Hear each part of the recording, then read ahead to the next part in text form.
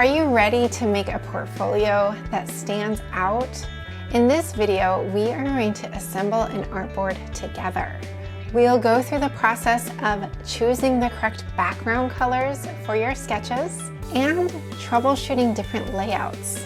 For this video, it would be great if you did this along with me. So have your inspiration, your fashion illustration, your flat sketches, and your fabric swatches ready to go so that you can showcase your design sense with the layout that you choose.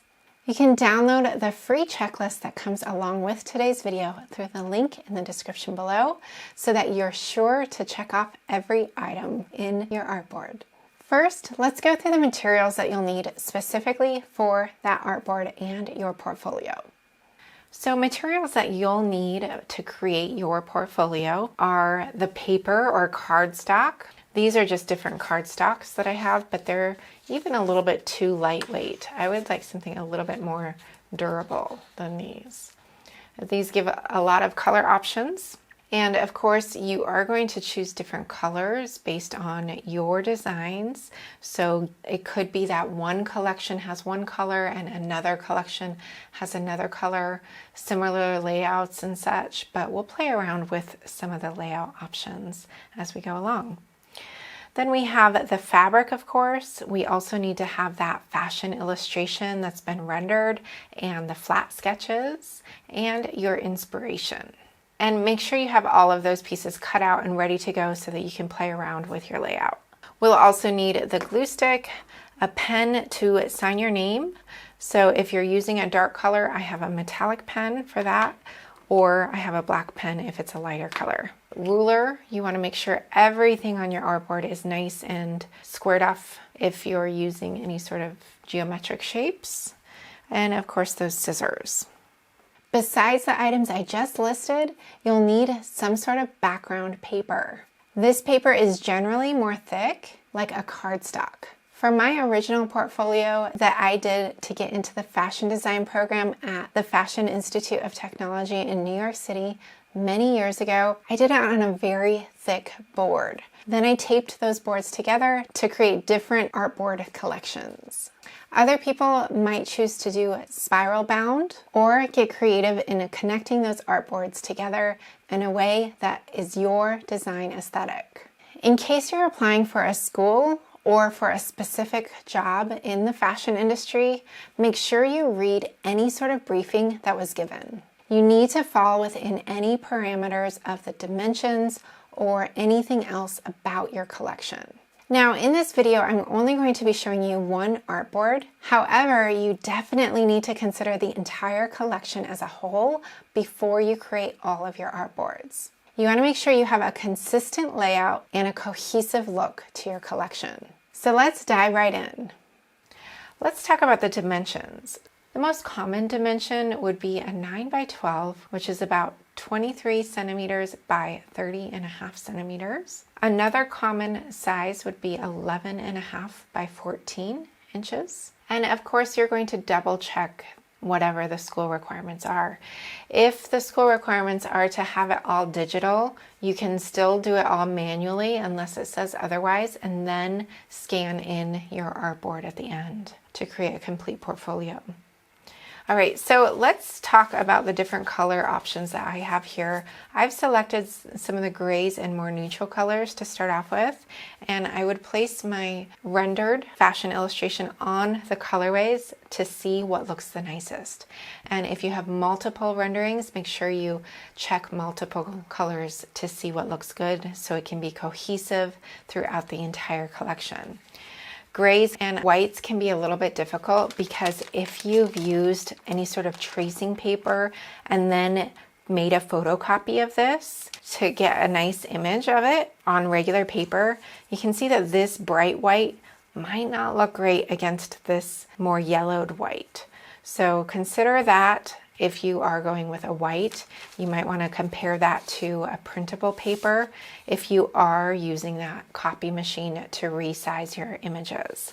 So when we do have our fashion illustration, this would be rendered, and we have our flat garment sketches. We can resize those flat garment sketches in order to fit on the artboard as needed. And we can kind of play around with those things, especially once those are cut out, it's much easier to play around with. So let's talk about the different color papers and how we can utilize that in our layouts. So if we have our page, and of course none of these are the exact dimensions, but we can utilize this for an example. All right, so this one is the closest size to an actual portfolio size, so I'll just use this as an example.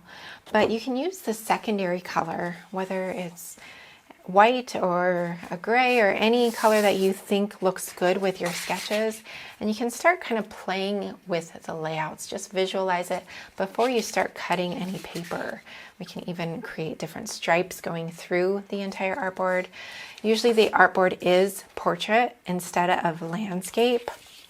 But if you're producing an entire collection with full outfits, you can definitely have them side by side, which is really common when it comes to professional portfolios. So you can play around with the different shades of paper and play around with the different lines of shapes.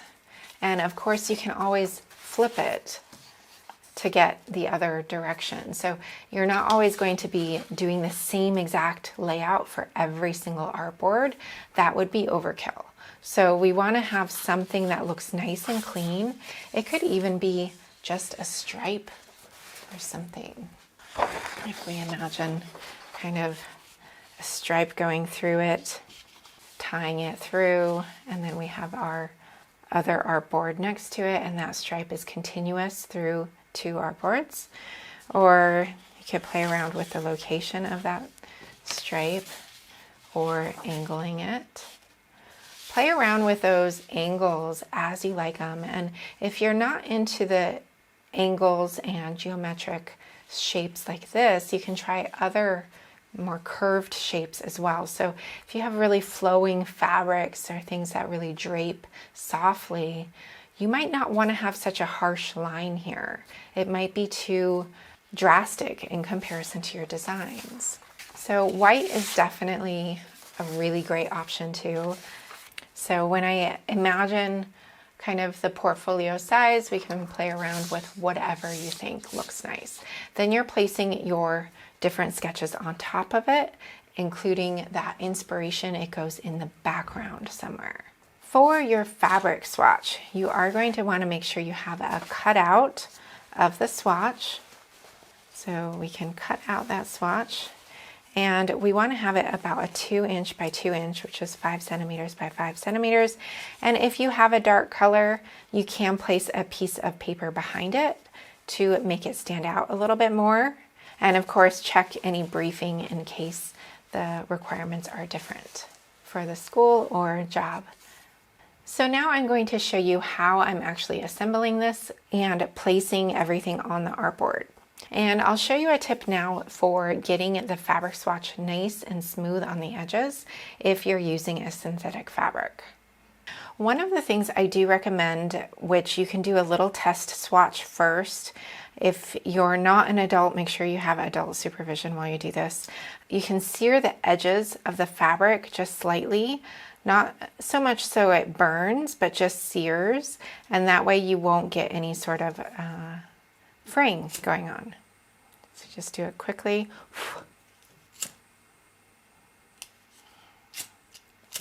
If it shows any burn marks, you know, that's not so nice.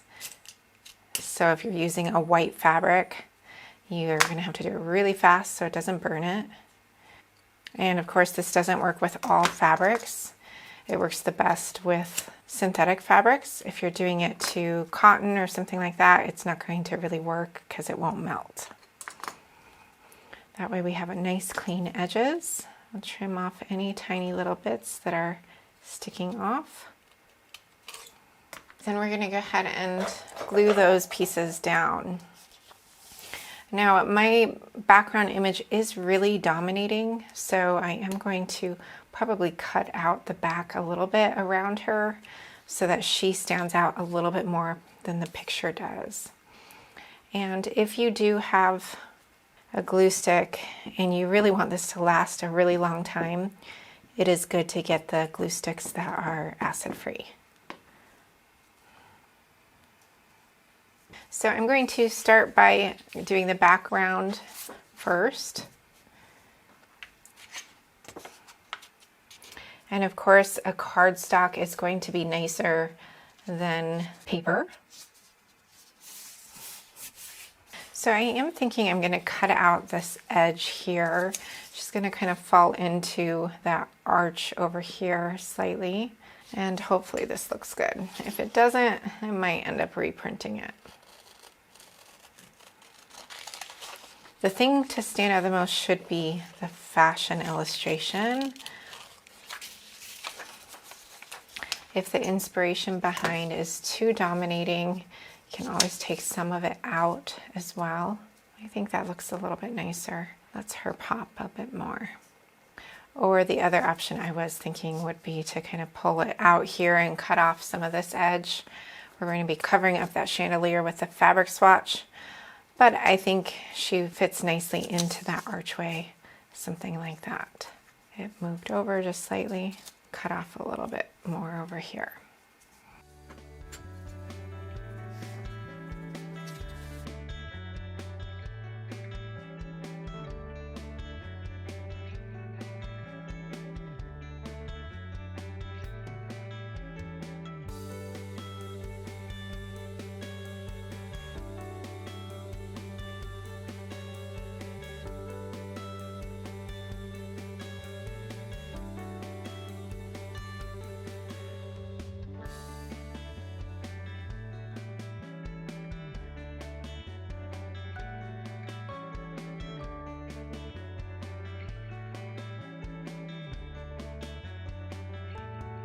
So I've played around with my layout quite a bit, and I've used the inspiration in the back. I felt like the chandelier was really overpowering, so I actually placed the fabric swatch right on that to cover it up a little bit. You don't have to use the entire image if you have a photograph for your inspiration. You could just use parts of it, or you can even use Photoshop or something to reduce the amount of detail that's in it if it's overpowering. I did also cut out some of my image in the back here because I wanted her to really stand out, and the background looked something more like this.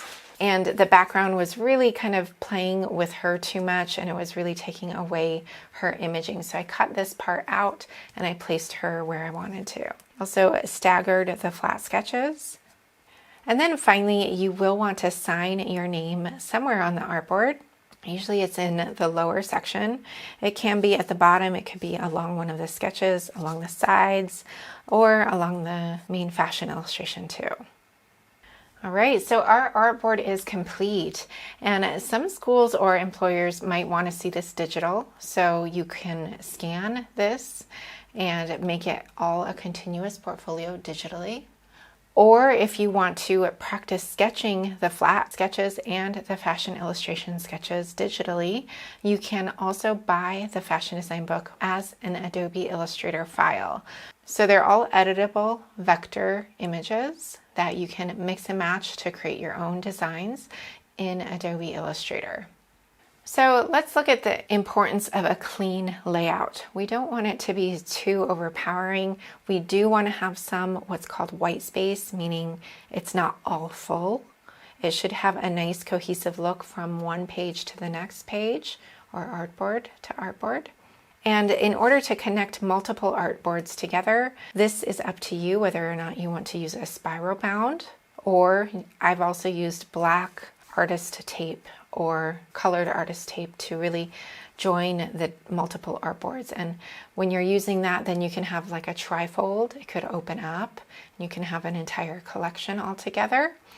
And then when you close it, it can also have each page shown on the other side as well. So that's definitely an option.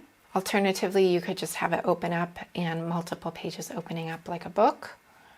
Branch out with your layout and try multiple different options. You can always change the background colors, but you shouldn't change them too much. As you build that entire portfolio, make sure you consider the story behind your inspiration. You can go back to the earlier video that's linked through the fashion design book in the QR code about inspiration and talking about that story and emphasizing that somehow in that portfolio. whether it's through a written story separate from the portfolio or worked in some other way. The story is very critical. So if we look back at my inspiration from the artboard that I created today, it had these double vaulted ceilings. And I was really inspired by this beautiful castle that I visited, not only the outside architecture, but especially those ceilings. So how could I pull that into a story, especially if I was thinking about a brand in particular? You have to get creative with these stories. So if I think about the story behind my inspiration, I think about the customer who's buying this evening gown and she's going to an event at the castle. Now, this is no ordinary event. For one, the castle doesn't even allow events there. So it is very private, specific to a group that's hosting a fundraiser. Now, what is the fundraiser for and why is it so specific to a small group of people? We could dive deeper into whatever that brand or fashion label is focused on for their customer to complete the story. So this fundraising event is a gala, and there is a very special dinner that's going on with live entertainment. The live entertainment has amazing music, and of course, after the dinner, everyone is up and dancing. So the fundraiser is specifically to help the youth in the community. We know that this fashion label is helping a lot of different charities within many communities. And so we take that and we build it into our story. Sometimes those stories can take a little bit of digging to find out where does that brand or fashion label really focus their time and effort around their customers. Who is that customer and who is buying it? We're trying to always focus on that end customer, trying to reel them in and make sure that the product speaks to them. To learn more about the different stories and how it relates to inspiration, make sure you go back and check out that inspiration video that's found earlier in the fashion design book through the QR code. Don't forget to download your free fashion design artboard checklist through the link in the description below. In case you don't have the fashion design book yet, you can find links to it in the description below, and it's also found on Amazon and most online book retail stores. The fashion design book is an entire library of silhouettes and style details from which you can choose to create your own styles. It focuses on teaching you how to draw flat garment sketches through many videos just like this one. They're all linked through the book through the QR codes. I'm Gina Renee, and I teach online pattern making and design courses so that you can design and sew clothes you love that fit. I hope you've enjoyed today's video. If you have, please like it, subscribe, and I'll see you in the next one.